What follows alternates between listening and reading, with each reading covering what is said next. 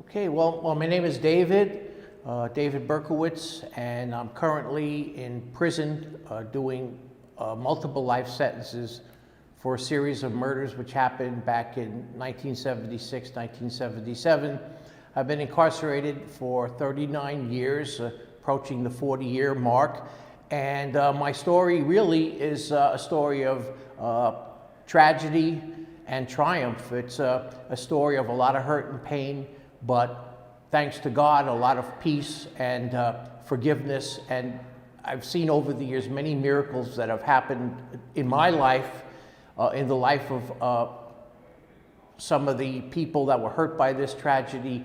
And as a Christian in prison, I've seen God do many wonderful things in the lives of the prisoners here, reuniting them with their family members, helping them to deal with guilt issues and all the things that I'm dealing with myself. So I've been there and done that and suffered along with them.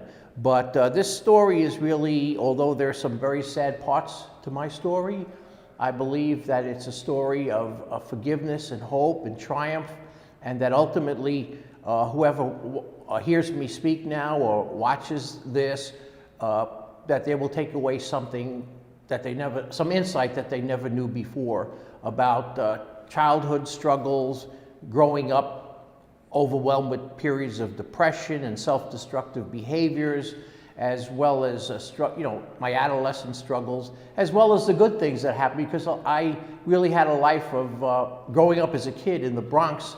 I really had a life of adventure there, and many good experiences as well as bad ones. So it's a bittersweet story. It's like a tale of two cities. And so this is really what I want to share. And I really don't know how to begin, except to say, well, I guess I'm beginning right now, come to think of it. But I'd like to begin by sharing some portions of some letters I received a number of years ago, back in 2001, 2002, from a woman who lost her daughter in the last of the so-called Son of Sam shootings. This young woman, Stacy Moskowitz, tragically lost her life in 1977. And of course, after I was arrested, there was tremendous hostility towards me from the public and of course from the families of victims and so forth, and that's perfectly understandable. Over the years though, as I moved on with my life, having come to prison and going through this whole ordeal, it was always on my heart, especially after I became a Christian myself, to somehow reach out to the people I had hurt in the past, I hurt in my time of ignorance, and I said, God, make a way for me to just let these people know, whoever they are and wherever they are, how sorry I am for what had happened, and how I, pray for them and hope that as much as possible they can heal from this. Of course, no one ever fully heals from losing a loved one, especially losing somebody in during a crime of violence. Nevertheless, that was always one of my highest prayers, that somehow I could make peace with at least somebody from that time of my past who was was hurt greatly. And over the years, thanks to well, of course it was God that did this, but also I thank a journalist by the name of Maury Terry, who was used by God, I believe, to help me to reach out to this one particular person. And this is Mrs. Moskowitz, Neysa Moskowitz, whose daughter, Stacy, was killed in that last shooting. And it was a dream come true because contact was made through some friends in Georgia who had been a Christian couple in Georgia who were friends of mine, and reached out to her and established a friendship. And eventually I was able to write to Mrs. Moskowitz, to Neysa. She always wanted to be called Neysa.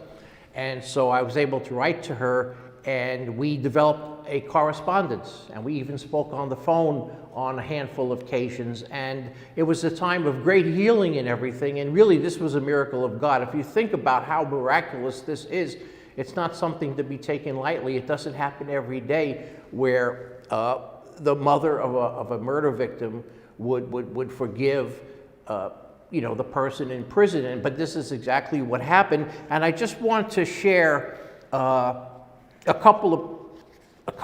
have a bunch of her letters and plus more that I didn't bring. This is the correspondence I had with Neysa. These are her letters to me. Over the time we corresponded, I sent her maybe a dozen or so letters, maybe a few more than that. And, but these are some of the letters she sent me, and I just want to read portions of them because they're so nice. This letter was undated, but it's around the year 2001, 2002. And she says here, I really am sorry it took so long to answer your letter.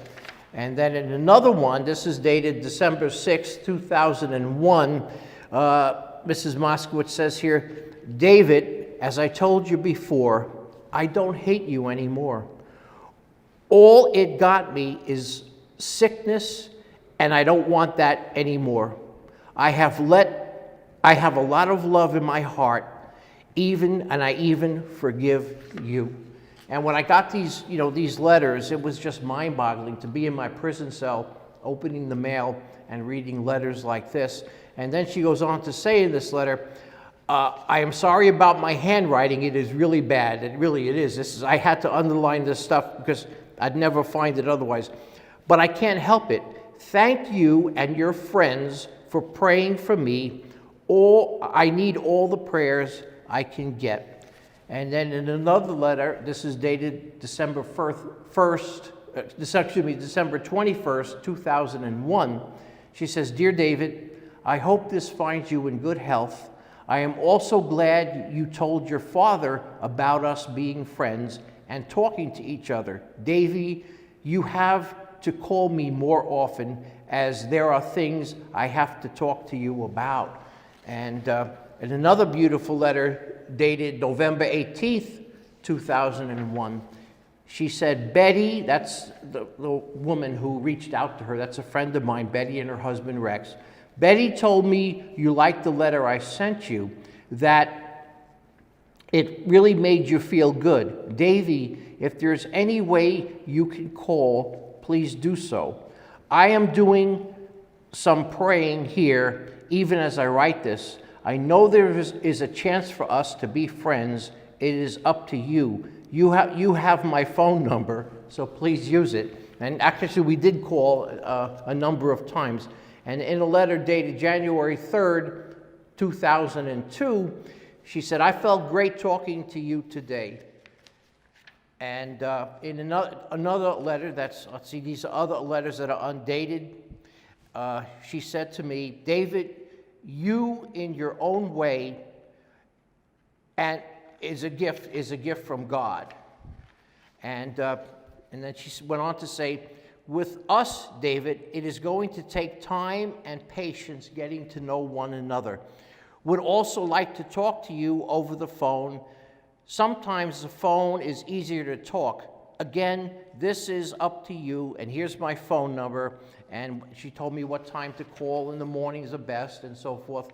And as I read these things, as our relationship kind of blossomed to an extent, it was really just something I can never stop thanking the Lord enough that here was this woman who was so badly injured and lost her daughter much earlier through an accident. And then she had 3 daughters and a husband. Her husband had passed away after 2 of the daughters had died. She lost her younger daughter. Then, of course, in 1977, she lost her older daughter, Stacy.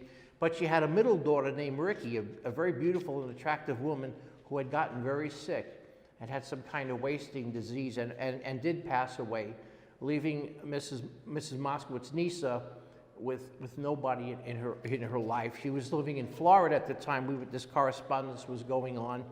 And she said, Davy, and this is so poignant and so touching. She said, Davy, you and I have a big job ahead of us. We are going to teach people how to heal and forgive people. You and I know what it takes, that it may take years. But when people see it and see you and I united as friends, I know in my heart we will be doing a truly wonderful thing. Look at all the healings we can do. This is what I'm saying. I believe it. I said, I can't believe this. Here's this woman who should be so angry and want to hate me forever. And in the past, she expressed nothing but rabid hatred for me, and justifiably so. But look what God has done. This is a miracle. She says we need to team up and let people know about this forgiveness thing so that others could be healed and learn how to forgive. And I'm saying, oh God, this is like mind-boggling. And she says, look at all the healings we can do. It could even happen to your pals in jail. It could happen to anyone, anytime. Wow, that was encouraging. And then one last letter here. Thank you, Davy. You are really trying to make me happy. I have not felt this way in years. Thank you again for making my dreams come true. You are giving me back my kids. I could love you for that alone, and you will see all the good stuff we are going to do. Just remember, Davy, we are going to start a trend, and a good one at that. After all these years, we will start a good trend. I believe that with all my heart. I know I am smiling on the inside. You are truly making me very happy. And then she said, love, Neysa. And then she adds, think of all the good things as you can do. You will show people that if I could forgive you, why not other people forgiving each other? And our correspondence went on for a while, and we were supposed to one day meet. Hopefully we were going to meet here in the prison. Unfortunately, a media person got involved in that and wanted to film the event happening live and commercialize it and sensationalize it. I immediately disagreed to do that. I felt that if Neysa and I were going to meet, that it would be just private in the visiting room, just the two of us, and maybe some friends to be there just to support, but that it would not be a thing for the media, not be something to commercialize or sensationalize. They had promised her, she was living hand to mouth on Social Security. She was very sick at the time. She passed away shortly after this. I think in 2005 or 2006, she passed away with cancer. And my friends spent time with her. They actually traveled down to Georgia to visit with her, and then she was gone. We never got to meet, and she was disappointed in that because someone who wanted to do this had promised her a lot of money, but I felt that still it was the wrong thing to do.